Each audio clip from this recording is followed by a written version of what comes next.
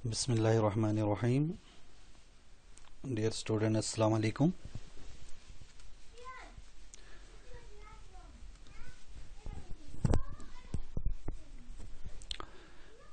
मेरा नाम मोहम्मद अजमल है और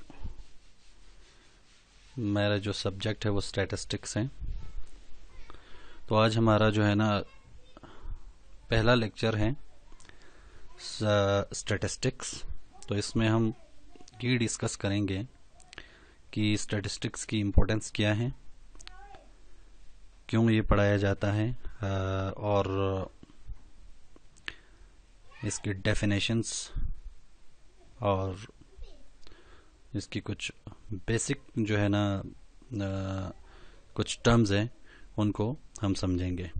तो डियर स्टूडेंट्स, हम स्टार्ट करते हैं the very first lecture, that is introduction.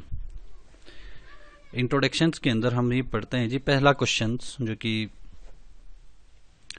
Obviously हर किसी के जहन में ये बात होगी कि वाई स्टैटिस्टिक्स।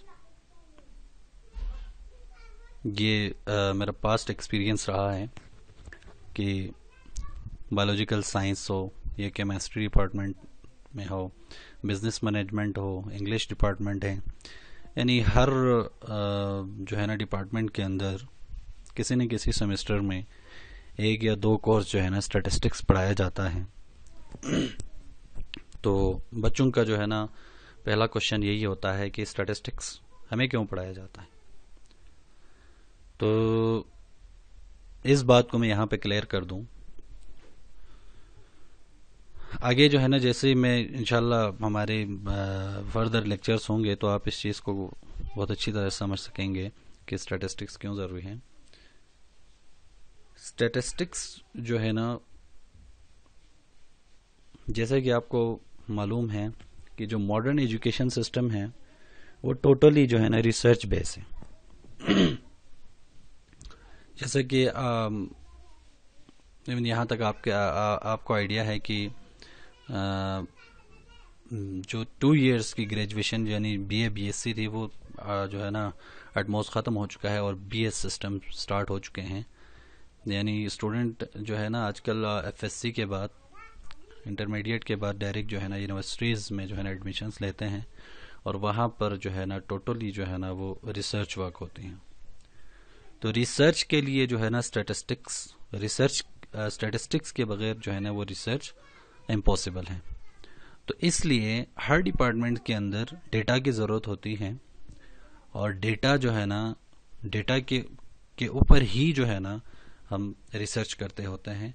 तो स्टैटिस्टिक्स का जो है ना रिसर्च वर्क के अंदर बड़ा रोल होता है। तो यहाँ पर जो है ना मैं ये कहना जो है ना ये कहना चाहूँगा कि कोई ऐसा डिपार्टमेंट नहीं है वहाँ पर जो है ना रिसर्च नहीं होता। तो जहाँ रिसर्च होती है तो फिर वहाँ पर स्टैटिस्टिक्स भी होते हैं। तो चलिए जी हम आते हैं डेफिनेशन की तरफ। स्टैटिस्टिक्स की डेफिनेशंस क्या है?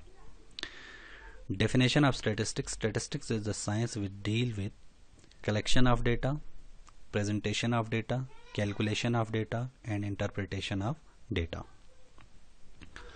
ये 4 पॉइंट्स हैं, ठीक है ना, स्टैटिस्टिक्स की डेफिनेशन। और हमने यही 4 काम करने हैं और आप देखें तो यही जो 4 काम हैं कलेक्शन से लेकर इंटरप्रिटेशंस तक, वो टोटली जो है ना रिसर्च वर्क के अंदर यही काम होते हैं।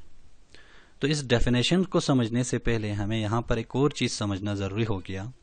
जैसे कि आपको नज़र आ रहा है कि डेटा जो है ना वो बार बार रिपीट हो रहा है, यानी collection of data, presentation of data, calculation of data, interpretation of data.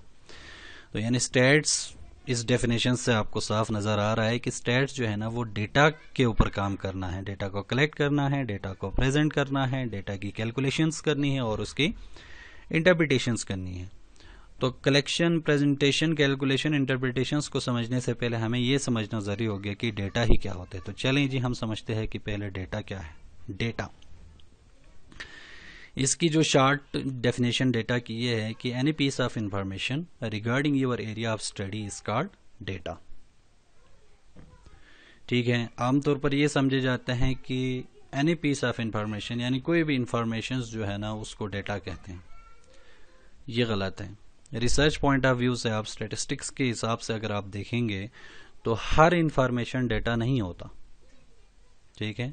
अलबत्ता हर डेटा इंफॉर्मेशन हो सकता है, लेकिन हर इंफॉर्मेशन डेटा नहीं होता। अगर आप यहीं तक इसको स्टॉप कर दे, इसकी डेफिनेशन को, एनी पीस ऑफ इंफॉर्मेशन इसका डेटा कहें तो फिर गलत होगा, ठीक है। इंफॉर्मेशन तो आप मिसाल के तौर पर आपने किसी से बाहर घर से निकलते ही आपने कहीं जाना है, किसी खास लेट सपोज आपने यूनिवर्सिटी ऑफ बल्तिस्तान जाना है हुसैनाबाद मेन कैंपस में, तो आप किसी से, आपको पता नहीं है एड्रेस का, तो आप किसी से पूछते हैं तो वो आपको कहेगा स्ट्रेट जाओ, फिर लेफ्ट जाओ, फिर राइट जाओ, फिर ये आएगा, फिर आगे जाओ, फिर पीछे, इस तरह के जो भी आपको वो एक तरह से जो है ना इन्फॉर्मेशन दे रहा है, लेकिन वो डेटा नहीं है। वो इन्फॉर्मेशन है लेकिन डेटा नहीं है। तो इस डेफिनेशंस को पूरा करना जो है ना ज़रूरी है कि फिर आप एनी पीस ऑफ इंफॉर्मेशन तक आप नहीं रुकेंगे, बल्कि आप आगे का जो एक पार्ट है उसको भी आप इसमें प्लस करेंगे regarding your area of study, यानी जो आपका एरिया ऑफ इंटरेस्ट है, जिस टॉपिक पे आप जो है ना आप रिसर्च कर रहे हैं, आप जिस टॉपिक पे आप स्टडी कर रहे हैं, उससे रिलेटेड जो भी इंफॉर्मेशन मिलेंगे वो आपका क्या होगा, डेटा कहलाएगा, ठीक है। मिसाल के तौर पर आजकल जो है ना कोरोना वायरस का जो है ना ये एक वबा, एक इश्यू जो है ना आया हुआ है, तो लेट सपोज आप उससे रिलेटेड कोई जो है ना आप कोई स्टडी करना चाहते हैं, तो आप उससे रिलेटेड, कोरोना वायरस से रिलेटेड जितने भी इंफॉर्मेशन आप कलेक्ट करेंगे वो आपका डेटा होगा, और उसके अलावा जितने भी आएंगे खा वो जिस फॉर्म में भी हो वो आपका डेटा नहीं होगा, ठीक है। तो डेटा का डेफिनेशन है any piece of information regarding your area of study is called data. तो एग्जांपल है जी, data of selected students heights like this, data of hair color of selected person black, gray, brown and white, data of selected students grade in metric A B C D up to so on, ठीक हो गया। इसके बाद हम आते हैं जी type of data, ठीक है। चलो एक स्टेप हम पीछे जाते हैं इसकी टाइप ऑफ डेटा से पहले। अब आप समझ गया कि डेटा क्या है, तो अब हम इसके डेफिनेशंस को भी यहाँ से क्लियर करके जाते हैं कि अब हमने करना क्या है। तो फिर हमने इसी तरीके से हमने क्या करना है, स्टैटिस्टिक्स के अंदर कलेक्शन ऑफ डेटा, इसी डेटा को हमने क्या करना है जी, कलेक्ट करना है। कैसे कलेक्ट करना है वो आगे फर्दर जो है ना स्लाइड्स में आ जाएंगे, अगले लेक्चर्स में जो है ना हम डिटेल डिस्कस करेंगे कि डेटा की टाइप्स कितने हैं और किस तरह के टाइप्स है और किस तरह के टाइप्स को हम कहाँ से किस तरीके से जो है ना इसकी कलेक्शन होती है। तो यानी आप यहाँ पर डिफरेंट टेक्निक्स है डेटा कलेक्शन की, उन टेक्निक्स को अप्लाई करके हम डेटा को कलेक्ट करेंगे, ठीक हो गया। लोगों से इंटरव्यू लेके, क्वेश्चनियर फिल करवा के, या और भी टेक्निक्स है, इस तरीके से आपने डेटा को कलेक्ट किया। कलेक्ट करने के बाद आपके पास एक jumble of data, group of mix of data आपके पास जो है ना रॉ डेटा आप जिसे कहते हैं वो आ जाते हैं। फिर आपने स्टैटिस्टिक्स का दूसरा काम क्या है, प्रेजेंटेशन ऑफ डेटा। उस डेटे को आपने फिर प्रेजेंट करना है, यानी जो डेटा आपने कलेक्ट किया था पहले स्टेप में वो आपके पास एक रॉ डेटा होता है, एक मिक्स अप डेटा होता है, उसमें कोई असेंडिंग डिसेंडिंग या किसी जो है ना मतलब ऐसा डेटा होता है, the data which never undergone any statistical treatment, उस पर किसी भी किस्म की कोई ट्रीटमेंट नहीं किया हुआ होता है। जस्ट आपको जो है ना डेटा मिला, जैसे जैसे आपको इन्फॉर्मेशन मिलते गए वो आपने आप नोट करते गया, इस तरह का एक मिक्स अप डेटा होता है। तो उसको हमने थोड़ा समझने में आसानी के लिए हमने उसको प्रेजेंट करना है, यानी प्रेजेंटेशन ऑफ डेटा के अंदर उसके भी आगे टेक्निक्स हैं, वो आगे लेक्चर्स में आपको जो है ना क्लियर कर देंगे। उसमें मिसाल के ऊपर क्लासिफिकेशन हम करते हैं, टेबुलेशंस हम करते हैं, ग्राफ के थ्रू जो है ना हम उसकी प्रेजेंटेशन करते हैं, ठीक है। तो इन डिटेल इंशाल्लाह आगे जाके हम इस पे डिस्कस करेंगे। तो स्टैटिस्टिक्स का दूसरा काम हो गया, उसी जो कलेक्टेड जो आपका डेटा है उसको हमने प्रेजेंट करना है। फिर कैलकुलेशन ऑफ डेटा, तीसरा स्टेप। फिर जो डेटा आपने कलेक्ट किया है उसमें आपने एस्टिमेटर्स लगाना है। मिसाल के तौर पर जो आपकी जो कैलकुलेशंस, जो भी रिजल्ट्स आपको रिक्वायर्ड है, ठीक है, वो आपने मिसाल तौर पर लेट सपोज आपने वेरिएशंस चेक करनी है तो आप वेरिएंस स्टैंडर्ड डेविएशंस का आप फार्मूला लगाएंगे, या आपने कोई टेस्ट करनी है तो आप जी टेस्ट, टी टेस्ट, यानी जो भी आपकी रिक्वायर्ड जो आपकी है, जो रिजल्ट आपको चाहिए होता है, जो चीज आप उस डेटा के अंदर से फाइंड आउट करना चाह रहे हैं, वो फार्मूला, वो एस्टिमेटर आप यहाँ पर अप्लाई करेंगे। तो इस तीसरे स्टेप तक जो है ना आपके पास एक फार्मूला अप्लाई करने के बाद आपको क्या मिल जाएगा, एक रिजल्ट आ जाएगा। ठीक हो गया। इसके बाद लास्ट इसका स्टेप है इंटरप्रिटेशन, या इसको कहते हैं जी एनालाइजेशन ऑफ डेटा। तो उस रिजल्ट्स की हमने जो है ना फर्दर एक्सप्लेनेशन आपने करनी है। इंटरप्रिटेशन का मतलब यही है मजीद वजाहत इन डिटेल। आपने उसका जो रिजल्ट आपको आया, ठीक है, एक सिंगल वैल्यू आपके पास आ जाता है, ठीक है, अब उसका मतलब क्या है उसकी वजाहत आपने करनी है। तो डियर स्टूडेंट्स, आप समझ गए होंगे कि स्टैटिस्टिक्स का जो है ना डिफरेंट डिपार्टमेंट्स के अंदर, डिफरेंट फील्ड ऑफ लाइफ के अंदर जो है ना क्या रोल है। ठीक है, तो ये 4 पॉइंट्स आप जहन में रख के आप सोचें कि स्टैटिस्टिक्स क्यों पढ़ाया जाता है। ठीक है, इसीलिए मैंने इसकी वाइज स्टैटिस्टिक्स के अंदर इसको मजीद एक्सप्लेन इसलिए नहीं किया था क्योंकि डेफिनेशन से अगर आपके समझ में आ जाते हैं तो फिर मजीद समझाने की ज़रूरत नहीं है। फिर जो है ना आप खुद समझ जाते हैं कि अच्छा स्टैटिस्टिक्स किस चीज़ का नाम है। तो अब आप ये 4 पॉइंट्स जो आपके सामने आप समझ गए होंगे, ठीक है, कलेक्शन ऑफ डेटा से लेकर इंटरप्रिटेशन ऑफ डेटा, तो ये टोटली रिसर्च बेस है। रिसर्च में यही करते होते हैं, डेटा को कलेक्ट करते हैं और जो भी चीज़ आप फाइंड आउट करना चाह रहे होते हैं उसको आप फाइंड आउट करते हैं, उसको आप ग्राफिकली भी पेश करते हैं, टेबुलेशंस भी आप उसकी करती हैं और उसके बाद आखिर में आप उसकी अपनी कंक्लूजन्स के अंदर अपना रिजल्ट आप जो है ना एक्सप्लेन कर देते हैं कि ये रिजल्ट है। ठीक हो गया। तो नेक्स्ट हम आगे प्रोसीड करते हैं। अब डेटा जो है ना आपके डेटा की डेफिनेशंस हो गया, तो इस डेटा के कुछ टाइप्स हैं। ठीक है, बाय सोर्स और बाय नेचर। मैं इसको डिवाइड इस तरह से करता हूं कि बाय सोर्स भी डेटा की 2 टाइप्स है और बाय नेचर भी डेटा की 2 टाइप्स है। बाय सोर्स का मतलब ये है कि the source of data means from where the data is collected. मतलब जहां से जो है ना आप डेटा को कलेक्ट कर रहे होते हैं, वो आपके जहां से आप डेटा को ले सकते हैं, कलेक्ट कर सकते हैं, वो 2 सोर्सेस हैं। एक आपके पास प्राइमरी डेटा है, बाय सोर्स पहला टाइप प्राइमरी डेटा है और दूसरा सेकेंडरी डेटा है। एक्सप्लेनेशन इनकी बाद में होगी। और बाय नेचर भी इसकी 2 टाइप्स है, एक क्वांटिटेटिव डेटा है और एक क्वालिटेटिव डेटा है। तो बाय सोर्स हम डेटा को हम देखते हैं कि ये किसे कहते हैं, प्राइमरी डेटा क्या है और सेकेंडरी डेटा क्या है। तो ये डिटेल इसकी यहाँ पे है, इसको आप पढ़ ले। मैं आपको इसको आसान लफ्जों में समझा देता हूँ। प्राइमरी डेटा कहते हैं जी, आप ऐसा समझ लें, फर्स्ट हैंड डेटा कहते हैं प्राइमरी डेटा को, फर्स्ट हैंड डेटा।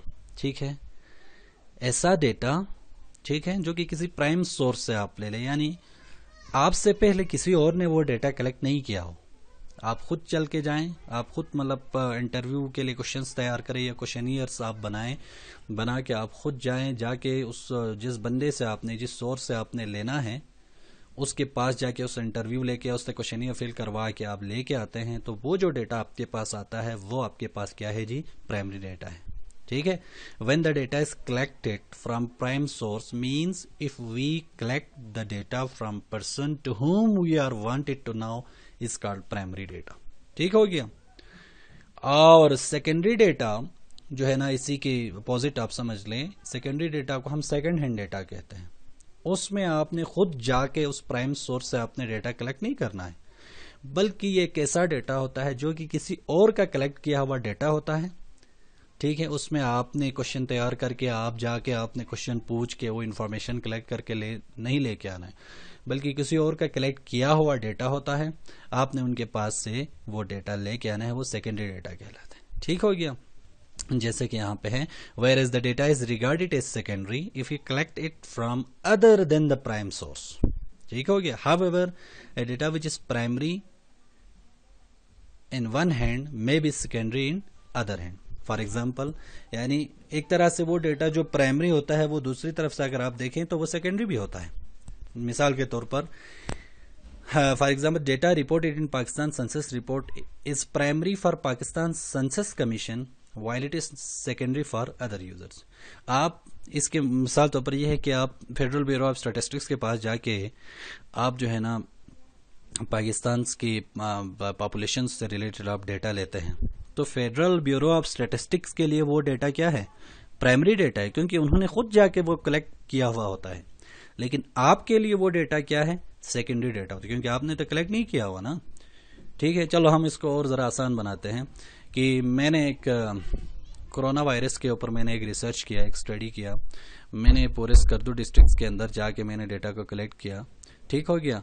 और वो डेटा मेरे लिए क्या है, प्राइमरी है। अब वो डेटा मेरे पास मौजूद है, ठीक है। एक साल बाद या कुछ टाइम गुजरने के बाद मिसाल तौर पर आपने वही सेम इसी कोरोना रिलेटेड कोई स्टडी आपने करना है, तो आपको इस डेटा की जरूरत पड़े, तो आप दो काम कर सकते हैं। या तो आप खुद फिर क्वेश्चनियर बना के या क्वेश्चंस बना के आप खुद जाके इंटरव्यू लेके या क्वेश्चनियर फिल करवा के जो भी टेक्निक्स है उसको करके आप डेटा कलेक्ट करके ले आ सकते हैं। ये आप प्राइमरी डेटा हो जाएगा आपके लिए। या आपको आइडिया है कि पिछले साल वो जो है ना सर अजमल ने एक इस तरह का स्टडी किया हुआ था, उसके पास डेटा होगा, तो आप डायरेक्ट मेरे पास आके मुझे कहते हैं सर वो पिछले साल आपने जो किया था रिसर्च वो डेटा हमें चाहिए। तो जब आप मुझसे लेंगे तो फिर उस वक्त आपके लिए वो डाटा क्या होगा, सेकेंडरी डेटा होगा। तो ठीक हो गया।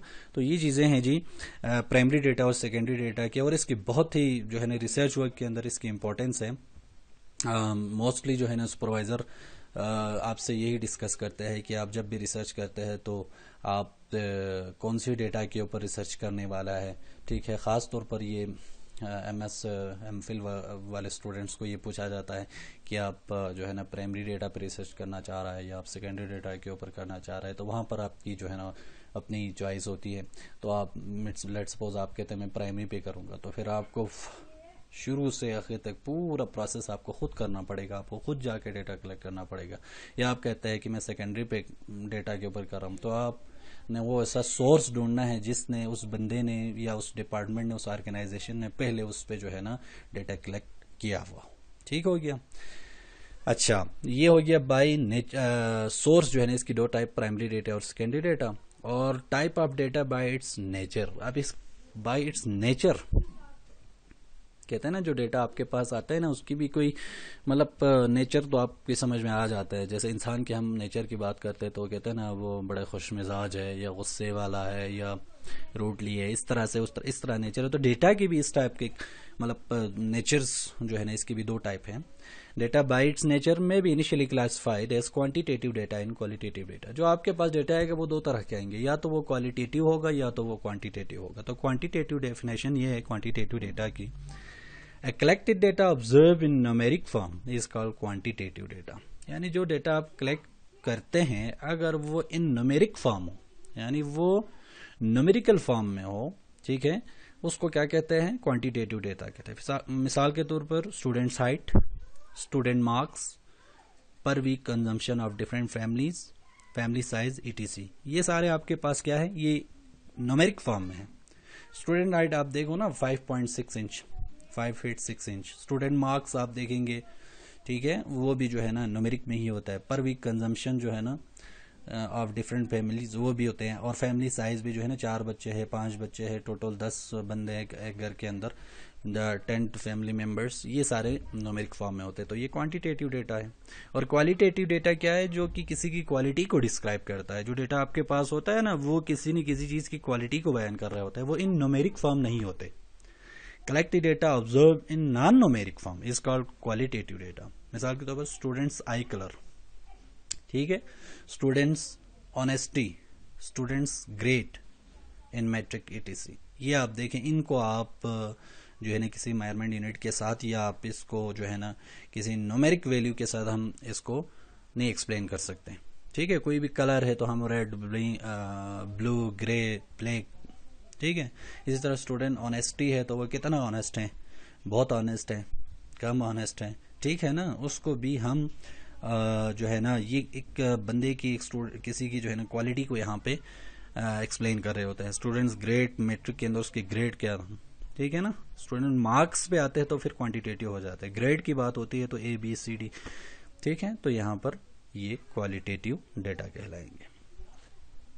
अब टाइप ऑफ क्वांटिटेटिव डेटा, ठीक है, इसी क्वांटिटेटिव डेटा की जो न्यूमेरिक फॉर्म में आपके पास आपको मिलते हैं उसकी भी दो टाइप्स हैं, ठीक है। एक डिस्क्रीट है और एक कंटिन्यूअस है। Discrete data and continuous data. तो डिस्क्रीट को पहले हम समझते हैं, ठीक है। डिस्क्रीट डेटा के अंदर आप कुछ पॉइंट्स आप याद रखें, ठीक है। Quantitative data is further regarded as discrete data if it is free from unit of measurement. ठीक हो गया। यानी सिंपली यह है कि ऐसा डेटा जिसको आप मेजर नहीं कर सकता हो, कोई स्केल लेके, ठीक है ना, उसकी पैमाइश नहीं कर सकते हो, ठीक, वो आपका वो काउंटेबल तो हो सकता है, आप इसको काउंट करेंगे, ठीक है ना, number of student in class 5 बच्चे हैं, 10 बच्चे हैं, ठीक है, लेकिन आप उसकी पैमाइश नहीं कर सकता हो, ठीक है।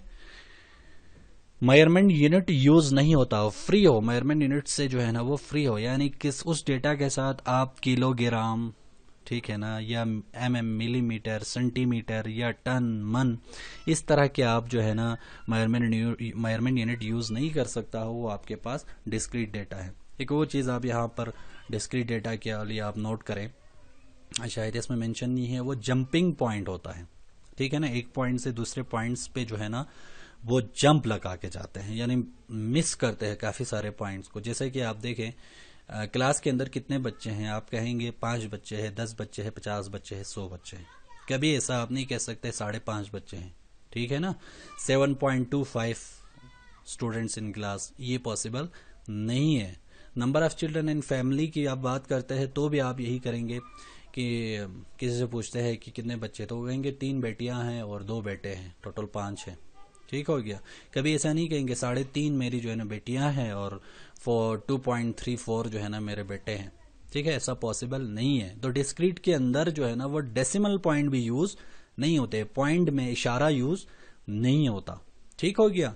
यहां पर जंपिंग पॉइंट 1 से 2, अब देखिए आपको मैथ्स के अंदर आपको आइडिया है 1 और 2 के दरमियान में कितने पॉइंट्स होते हैं, ठीक है, 1 और 2 के दरमियान में 0.1, 0.2, 0.3, 0 करते करते 0.9 के बाद 1 नहीं आते, बल्कि इन दोनों के कोई भी किसी भी 2 पॉइंट्स के दरमियान 1 और 2 के दरमियान जो है ना इनफाइनाइट नंबर ऑफ पॉइंट्स होते हैं, ठीक है, लामुतनाही, इनफाइनाइट्स।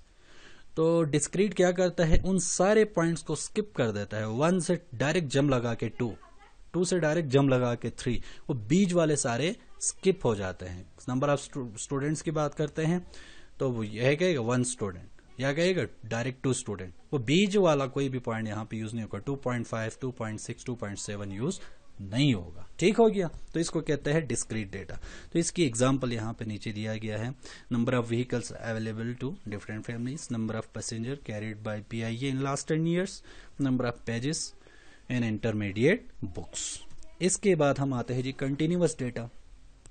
कंटिन्यूअस डेटा क्या है जी, वो मेजरेबल भी है, ठीक हो गया, मेजरमेंट यूनिट भी यूज होते हैं, डेसिमल पॉइंट्स भी यूज होते हैं, ठीक है, और ये कंटिन्यूअस से आपको है, ये जंपिंग नहीं है, नॉन जंपिंग, ठीक है ना, वो हर पॉइंट को टच करता हुआ जाता है, यानी 1 और 2 के दरमियान में इनफाइनाइट नंबर ऑफ पॉइंट्स है, 5 और 6 के दरमियान में इनफाइनाइट नंबर ऑफ पॉइंट्स है, तो वो सारे इनफाइनाइट नंबर ऑफ पॉइंट्स को टच करता है, ठीक है। A quantitative data is further regarded as continuous data if it is not free from the unit of measurement.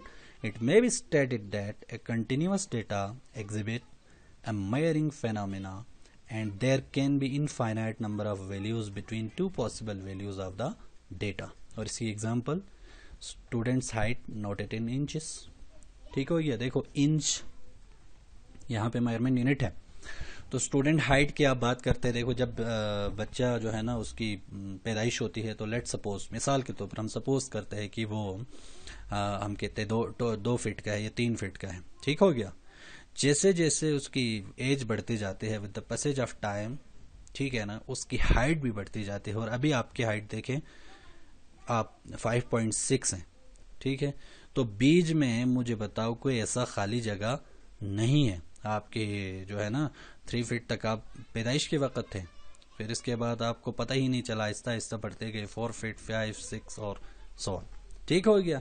इसी तरह selected family approximate monthly income in rupees, ठीक है, rupees भी जो है ना वो पॉइंट में भी आ सकता है और जो है ना वो मेजरमेंट यूनिट्स भी है। और टेम्परेचर रिकॉर्डेड, देखो जी जो टेम्परेचर है वो भी जो है ना हर पॉइंट को टच करता है और टेम्परेचर्स के लिए भी यहाँ पर भी मेजरमेंट यूनिट यूज होता है। तो continuous data non jumping point होता है, मेजरेबल होता है, मेजरमेंट यूनिट यूज होती है और जो है ना डेसिमल में भी आ सकता है, तो इसको कहते हैं कंटिन्यूअस डेटा, ठीक है।